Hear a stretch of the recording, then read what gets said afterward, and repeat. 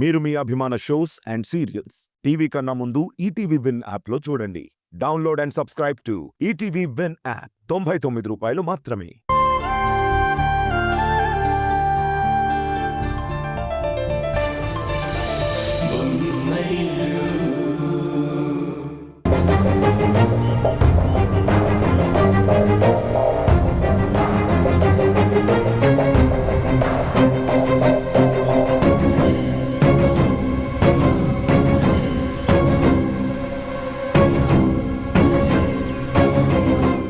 కిరణ్మయి,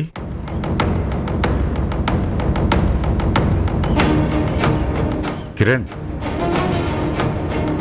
ఏంటి అంత సీరియస్గా ఆలోచిస్తున్నావు? ఇంకా తరుణ్ హారిక ఇంటికి రాలేదు.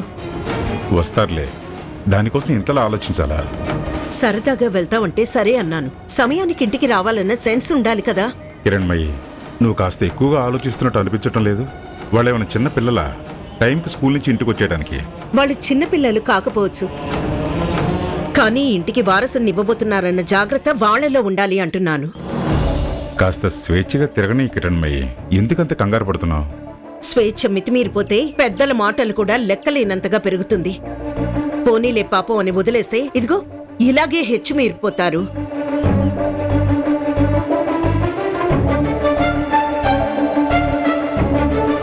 తరుణ్, హారికేది?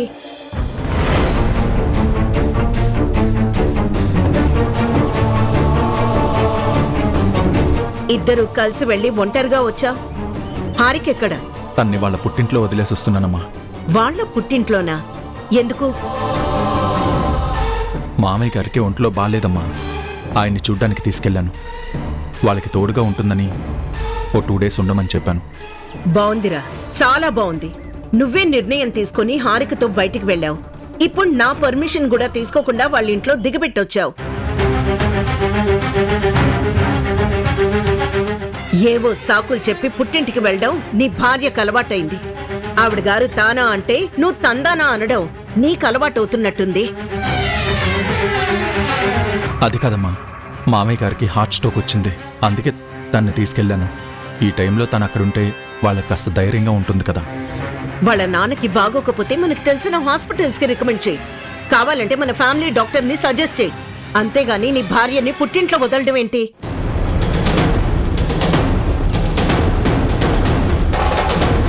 మేఘనని చూడు, తను కూడా చీటికి మాటికి హారికలాగే పుట్టింటికి వెళ్తుందా? తనకున్నది వాళ్ళ నాన్నగారు ఒకరే, గారాబంగా పెరిగిన పిల్ల. అయినా ఇలాగే అస్తమానం వెళ్లి వాళ్ళ నాన్నని కలుస్తుందా? లేదే. ఎందుకంటే మేఘనకి పద్ధతులు తెలుసు, హారికకి తెలీదు.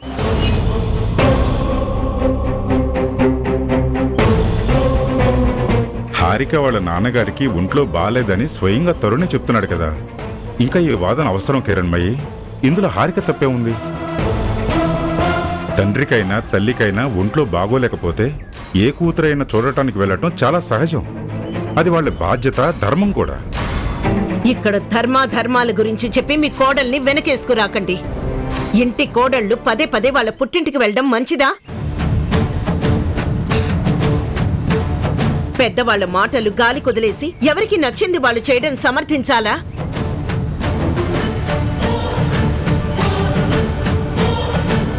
ఎవరి ఉద్దేశాలేమిటో, ఎవరు దేనికోసం ఏం చేస్తున్నారో ఎవరికి తెలుసు. కష్టాలని నమ్మించి కావాల్సింది తీసుకోవడం వాళ్ళ కొత్తేం కాదు కదా. ఎంత లేని వాళ్ళైతే మాత్రం జబ్బున పడిన వాళ్ళని అలా అవమానించడం ఏంటమ్మా? నీకు చెప్పకుండా వెళ్ళడం తప్పే, కానీ వెళ్ళిన ఉద్దేశం మంచిదైనప్పుడు ఊరుకోవాలే, కానీ ఇలా సాగదీయడం మంచిది కాదు.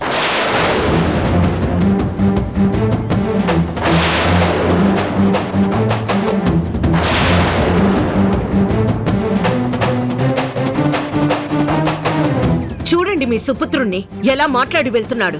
నిన్నగాక మొన్న వచ్చిన భార్యకి వత్తాసు పలుకుతూ నాకెదురు చెప్తున్నాడు. పెద్దవాళ్లంటే గౌరవం, భయం, భక్తి అన్నీ వదిలేసి ప్రవర్తిస్తున్నారు. మీకు తెలుసు, ఈ ఇంట్లో నా మాటే చెల్లాలి, నేను చెప్పిందే వినాలి. దాన్ని దాటి ప్రవర్తిస్తే నేను సహించను.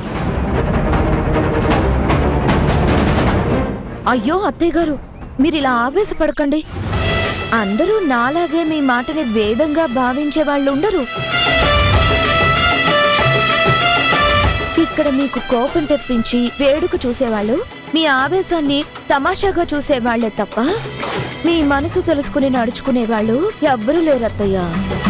నువ్వు ఉండమ్మా మేఘన. మీ అత్తయ్యని ఇక్కడ ఎవరూ తక్కువ చేయటం లేదు. మాటలను లెక్క చేయకుండా కోపము తెప్పించడం లేదు. మీ అత్తయ్య అర్థం చేసుకునే విధానంలో తప్పుంది తప్ప నీ తోడికోడళ్ళైన ఉషా హారికల్లో ఏ తప్పు లేదమ్మా. కిరణ్మయి, ఏవేవో ఆలోచించి నిన్ను తక్కువ చేస్తున్నారని భావిస్తున్నావు అంతే తప్ప ఎవరూ నిన్ను అగౌరవపరచడం లేదు. నువ్వే వాళ్ళని తప్పుగా అర్థం చేసుకుంటున్నావు.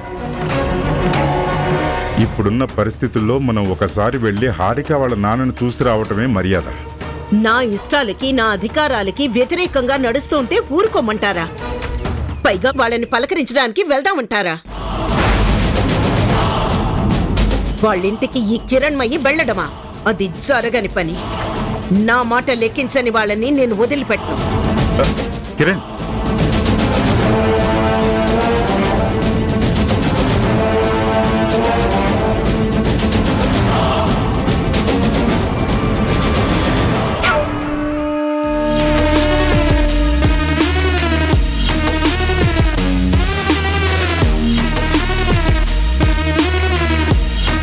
చూసావా ఉషా అత్తయ్య గారి కోపాన్ని?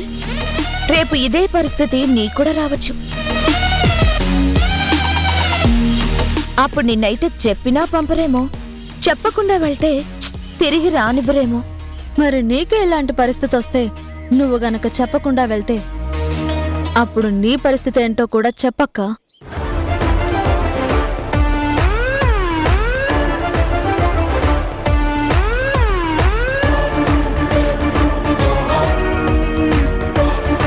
నీకింకా అర్థం కాలేదా ఉషా?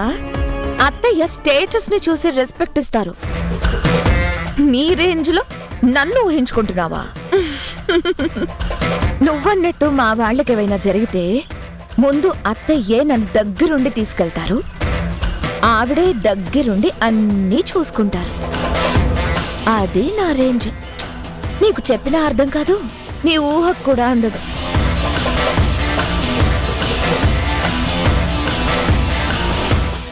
భలే చెప్పావక్క. కానీ నీకు అర్థమయ్యేటట్టు ఒకటి చెప్పనా? ఈ లోకంలో ఏది శాశ్వతం కాదు. ఓడలు బళ్ళు, బళ్ళు ఓడలైనా సందర్భాలు చరిత్రలో చాలా ఉన్నాయి. సపోజ్ జరగకూడదు ఏదైనా జరిగి టైం కలిసి రాక మీరు ఆ స్థాయికి పడిపోతే,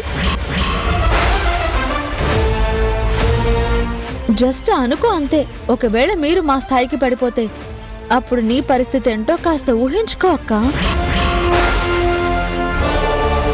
అప్పుడు అత్తయ్య మిమ్మల్ని ఎలా ట్రీట్ చేస్తారు, మీ రేంజ్ని బట్టి ఎలా చూసుకుంటారో జస్ట్ ఇమాజిన్ చేసుకో, నీకే అర్థమవుతుంది. మనిషికి శాశ్వతంగా ఉండేది మంచితనం, మానవత్వం. అవి లేనప్పుడు బాధపడాలే తప్ప డబ్బు లేకపోతే కాదు. టైం బాగోకపోతే కుబేరులకే కరువు వస్తుంది. కాబట్టి మాలాంటి వాళ్ళ మీద విరుచుకు పడటం మాని ఉన్న దాంట్లో ఎంజాయ్ చేస్తూ సంతోషంగా ఉండటం నేర్చుకో.